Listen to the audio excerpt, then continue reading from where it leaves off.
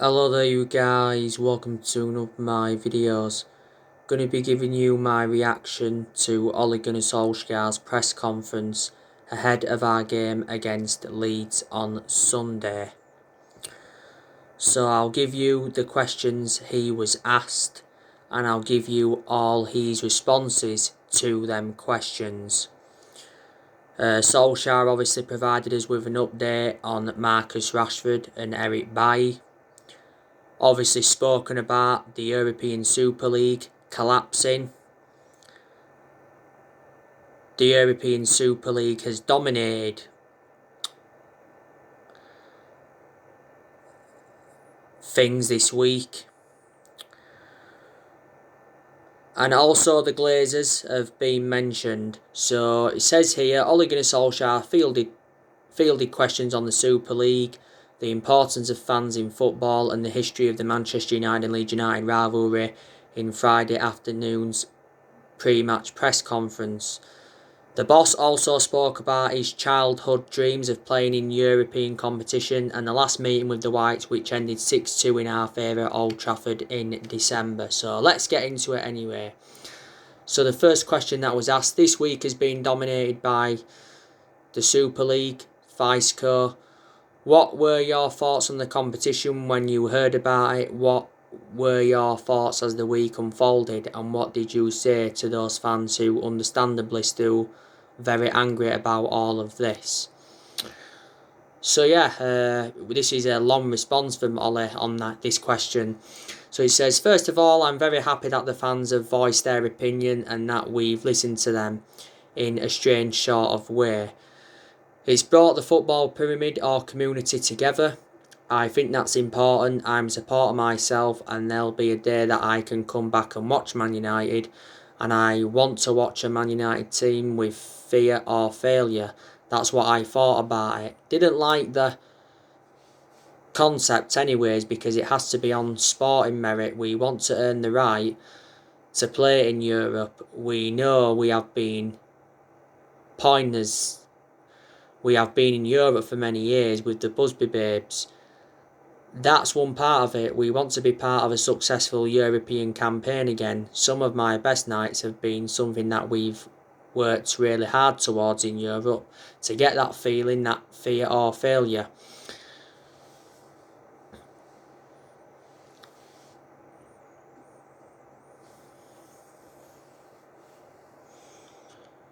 Well, where am I now? You cannot give it because your name is such and such. You always...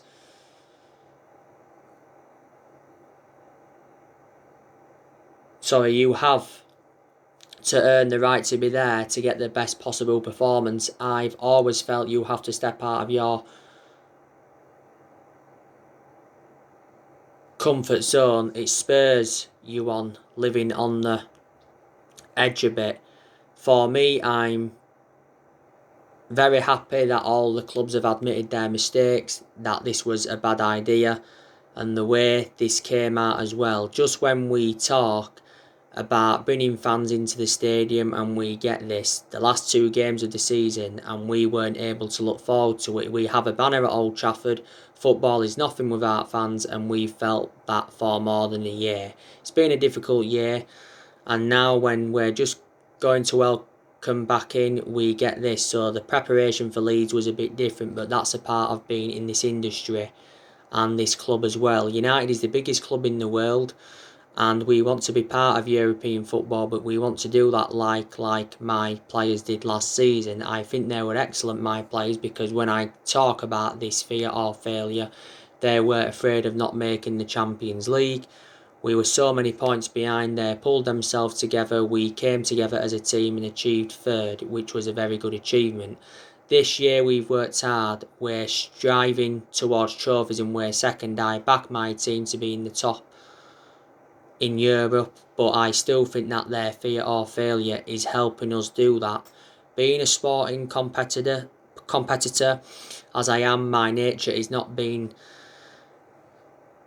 handed things. We cannot be handed a place, that's my opinion. That's long enough on one question. Let's talk about this weekend, because talking about exciting football games, Leeds away is an exciting game for us. So yeah, that was a long response to that first question. So this was another question anyway. What kind of game and atmosphere are you expecting, Ollie?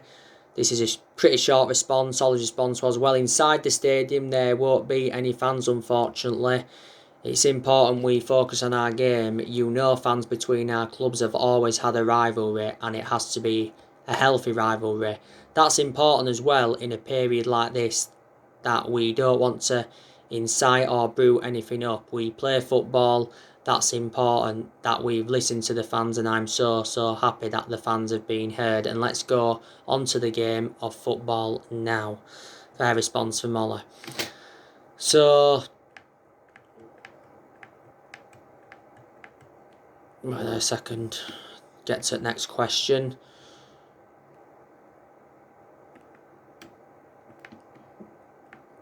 So this was the next question. In terms of the match, Ollie, you had a brilliant result and performance against them at Old Trafford. Do you think Leeds will have a bit of a point to prove against your side?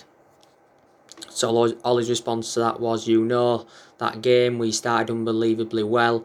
We scored in our first 2 attacks, and it was never a 6-2 win. We've looked at it, we've analysed it ourselves, and I don't expect the same scoreline, because the difference between the teams was not 4 goals. We were clinical, we scored some fantastic goals, we had some great saves by David at important times. Just before half time it could have easily been 4-2. Just after half time they had chances there as well. We know we will be stretched physically and mentally in this game. It's completely a unique game of the season. Next question with this. I just wanted to ask you about your upbringing, your links to Kristiansund. Born and raised in a place where no one would expect anybody to do anything or a player to achieve great things. How important is that dream for a player? Obviously linked to what's happening this week, but especially for you, you're born somewhere where you don't expect a player to make it to the Champions League. So Ollie's response to that was, you don't expect Kristiansund to make it. You don't know the mentality of the people.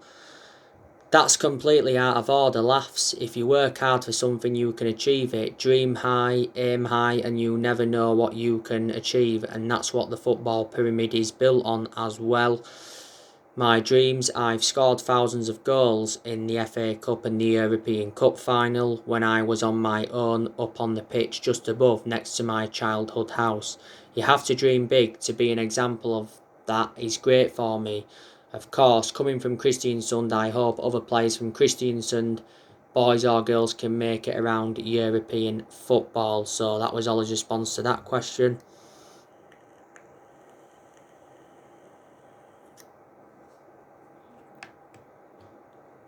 So this was the next question. Hi Ollie, I know there's a big name this weekend, but to United fans, can you genuinely say that Joe Glazer, who didn't communicate with the fans for 16 years, hasn't been to a game for over 2 years and didn't put a single cent into the club, genuinely cares about the club? So all his response to that was, I've said what I've said about the Super League. I'm so happy that all the owners, all the clubs involved agreed that this was a mistake. I've always had a good working relationship with the club and the owners. Of course, behind the walls of the building we speak.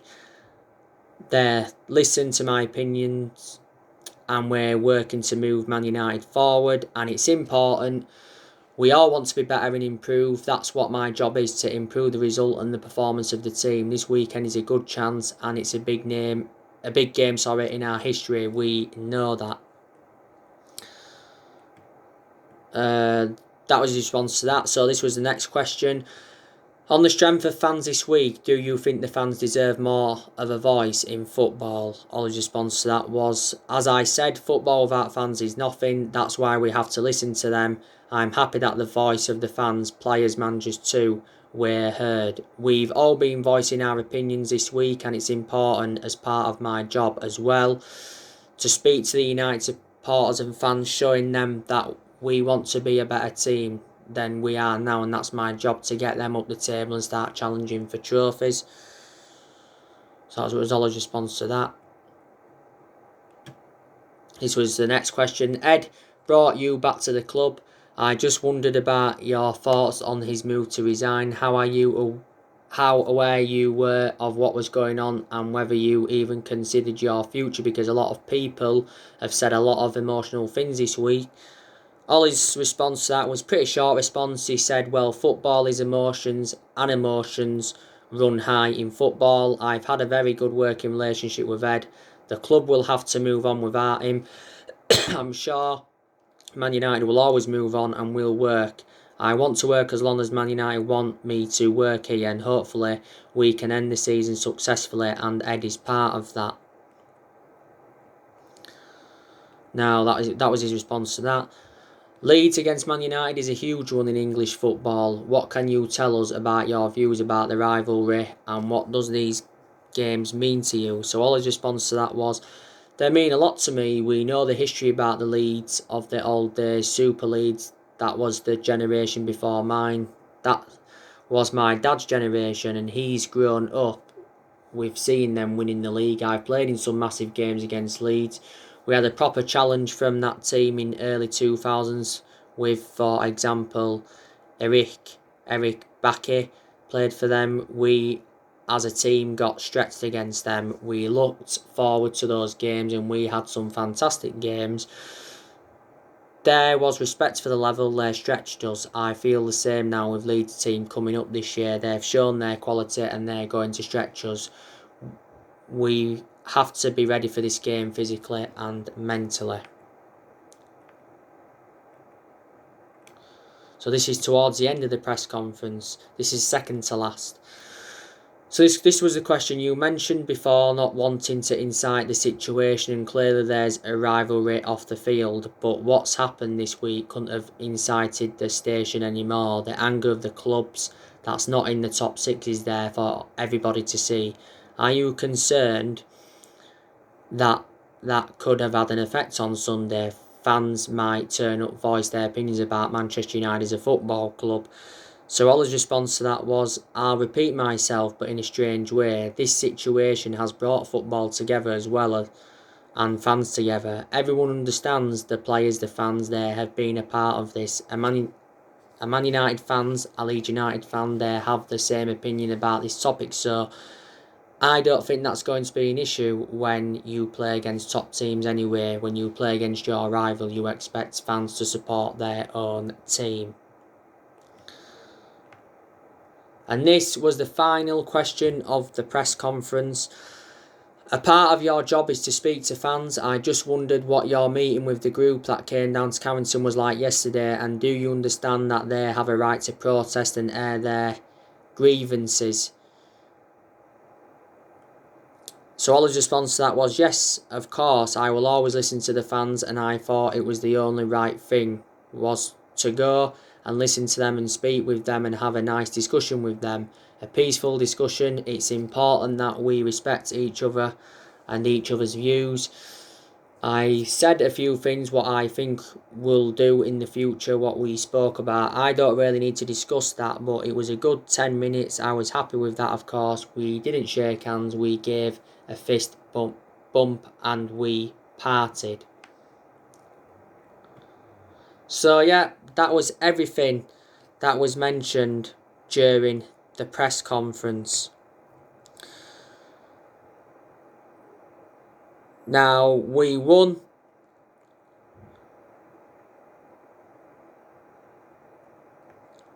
our last game against Leeds. Not Leeds, Burnley. We beaten them 3-1.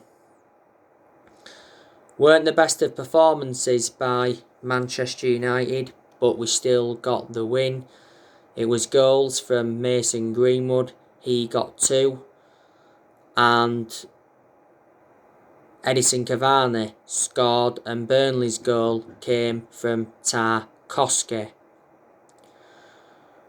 We have won our last 5 games in a row.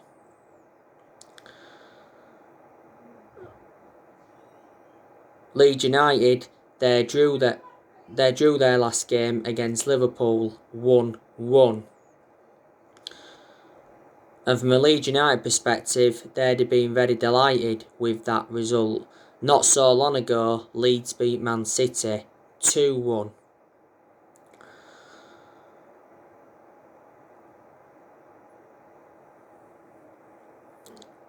Leeds have enjoyed a good season to their standards. It's been their first season in the Premier League since 2004, because Leeds got relegated in 2004 and they was out of the top flight for 16 years. But last season Leeds won the championship. It was their first trophy in 28 years.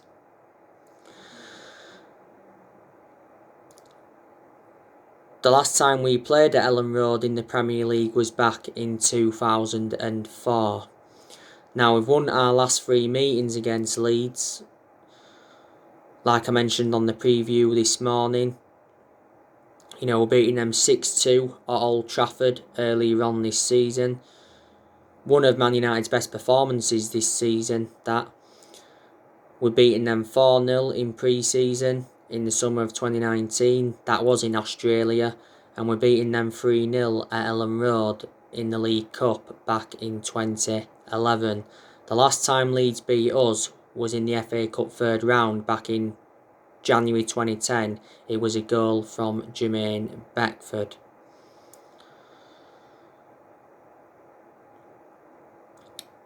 Leeds' current manager is Marcelo Bielsa. And I think he is a good manager. His current contract with Leeds expires in the summer. A new contract for Bielsa has been delayed. He's got a pretty good pedigree behind him as well. He's managed in Argentina before. Don't forget, a long time ago, Marcelo Bielsa worked with Pep Guardiola. Bielsa actually taught Guardiola, and Guardiola is following Bielsa's philosophy at Manchester City.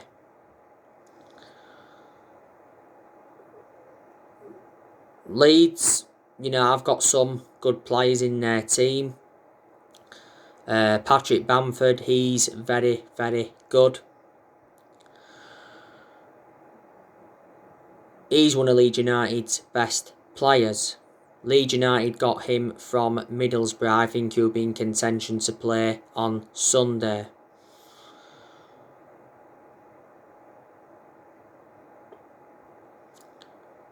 Rodrigo, they've also got him. They got him last year from Valencia. They paid £27 million for him. He hasn't done as well as a lot of Leeds fans expected. I think he's actually out injured, so I think he's going to miss this game. They've also got Diego Llorente. Leeds got him last year and he's quite good. Leeds have got Rafinha. I think he's out with injury. Leeds got him from Rennes, was it last year? Yeah. Rafinha's made an impact at Leeds. They've also got Calvin Phillips. He's very, very good. Liam Cooper. He's suspended, so he won't be playing in this game. He got sent off, didn't he, in Leeds' 2-1 win against Man City. I think there's quite a few Leeds fans that aren't too keen anyway on Liam Cooper. They've also got Jack Harrison. He's alright, Jack Harrison, but his crossing definitely needs to improve. Pablo Hernandez, they've got him. He's good, but he hasn't been getting in Leeds' team a lot recently. They've got Adam Forshaw as well. He doesn't get in Leeds' team, plus he's out with injury anyway. Stuart Dallas, he's very, very good for them. Luke Ayling and Alioski good. They do complement each other well. Leeds' goalkeeper is Medjugorje.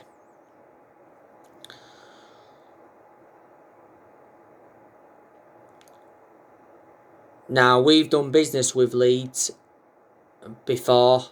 Don't forget, a long time ago, we got Rio Ferdinand off them. We got Eric Cantona off them. And Alan Smith left Leeds to join Manchester United ages ago.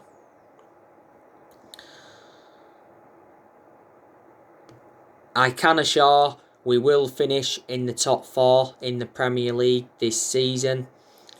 We'll probably finish second. Obviously, we know Man City are going to win the league. Manchester City are 11 points in front of us. But Solskjaer said not so long ago that Man United will never ever give up on the Premier League title.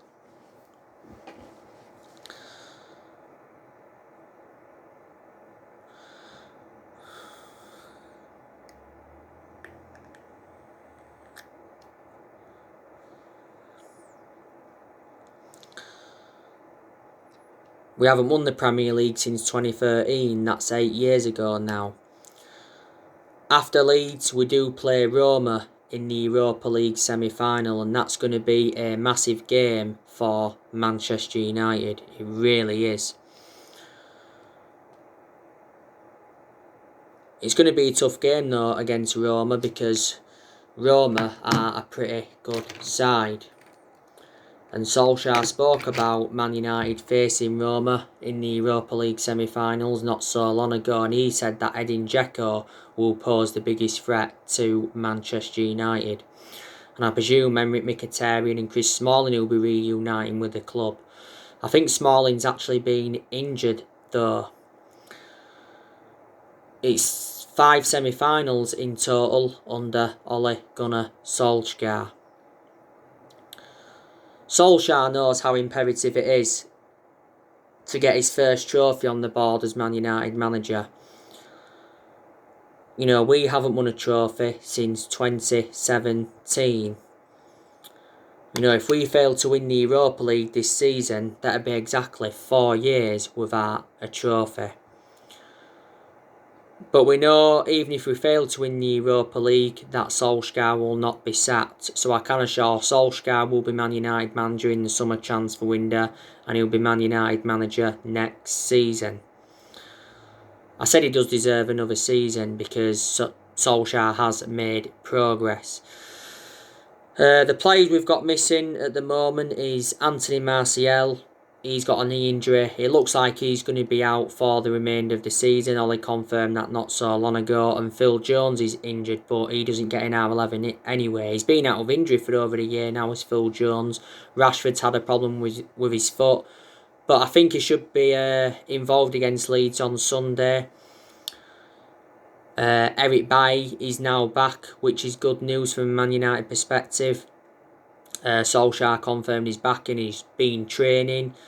Bailly recently had COVID. I'd like to see Bailly play in this game because he's a very, very good centre-half. He intercepts the ball well. He shows the ability to play out from the back. He's very effective in the air and defensively very, very good. My element of concern about Bailly is too injury prone, so in that aspect he's a liability. I prefer him ahead of Lindelof.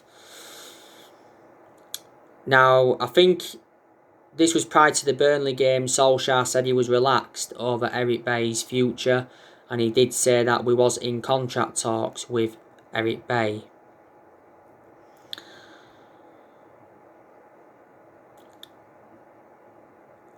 Ole Gunnar Solskjaer is aware how big the summer transfer window is going to be for him and Manchester United in general. The summer transfer window will be Ole Gunnar Solskjaer's 5th transfer window as permanent Manchester United manager, because so far he's enjoyed 4 transfer windows as permanent Man United manager. And earlier on this season it said that Man United will spend big in the summer transfer window, but Solskjaer did mention that he wants to keep transfer dealings quiet. I expect us to make around 3 or 4 signings, I am. And I've identified the areas we need to strengthen up. We need a striker, we need a right winger, we need a defensive midfielder, and we also need a centre-half. Solskjaer said earlier on this season that we may not do business as usual due to the pandemic. But he said he's interested in bringing in players that will be a perfect fit for the club. Solskjaer should get good backing in the summer transfer window, because obviously we've got John Murtough. He's our director of football, and like I've mentioned on my other videos, it was the right decision getting a director of football in, because I did say that's one of the structural changes that we needed. And we've got Darren Fletcher. He's our technical director, and obviously Woodward, he's standing by him. You know, Woodward said earlier on this season that I believe Solskjaer is the right man to lead the club forward. And Woodward's come out several times to show his support for Ollie, even when we was enduring them really, really bad periods. It was announced a few days ago that Ed Woodward resigned as Manchester United vice chairman. Apparently Woodward's expected to leave in the summer rather than the end of the year. I presume all United fans were happy about this, because we've been very critical of Woodward for a long time. Main explanations is reflecting how poor our recruitment policy's been. We've also overpaid for players, and in general the managers that we've had since Ferguson retired haven't got the players that they wanted to recommend in. Woodward has had a 16-year association with the club. Now, it recently said there's 5 candidates that Man United could look at, you know, to replace Woodward. But it did mention that Edwin van der Sar is the favourite to replace Woodward. And if we got Edwin van der Sar in, I think it would be the right decision by Manchester United. Main explanations is because van der Sar knows the club well. He endured 6 years at Man United as a goalkeeper. He was with us from 2005 to 2011. And he's got that experience because he's currently the CEO at Ajax, and he's done very, very well at Ajax. Don't forget, Edwin van der Sar was linked with that technical director's role.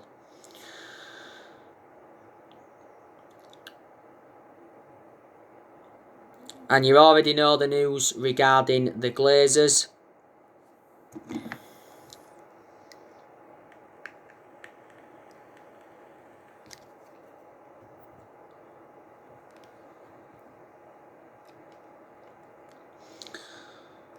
The Glazers are ready to sell Manchester United after the European Super League failure. He says the Glazers have set the price to sell the club. They want a fee in the region of £4 billion.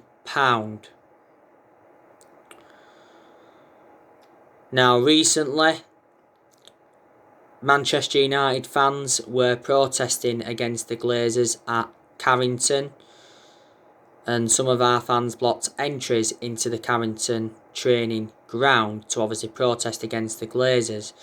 Obviously, there was banners from United fans saying 51% MUFC 20, and it said Glazers out. Not so long ago though, Solskjaer defended the Glazers, didn't he? And he told the protesters that Joe Glazer loves the club. The Glazers recently apologised, obviously.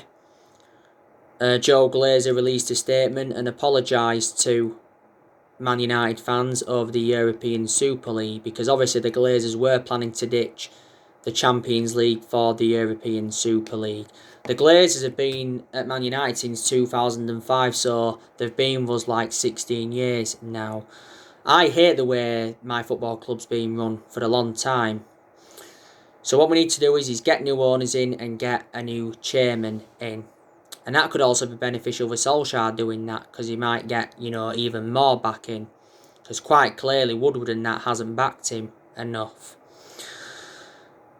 But in the summer transfer window, we're going to focus on the incomings and the outgoings, aren't we? Probably on my next video, I'll be talking with you a bit more about transfers and all of that. So anyway guys, that's everything to update you today. Drop your comments, likes below on the channel. If you do, consider subscribe as always, and take care. God bless. See you all again very, very soon.